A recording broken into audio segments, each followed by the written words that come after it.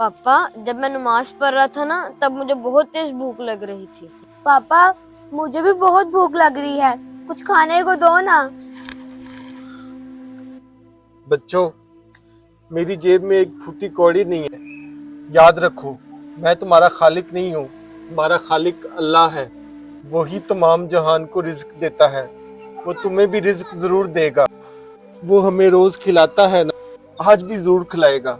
दुआ करो। अली बेटा, लगता है बाहर दरवाजे पर कोई आया है, जाओ उसको ऊपर ही ले आओ। जी बाबा। भाई, मैं आप लोगों के लिए खाना लेके आया हूँ। बच्चों, ये लो खाओ खाना।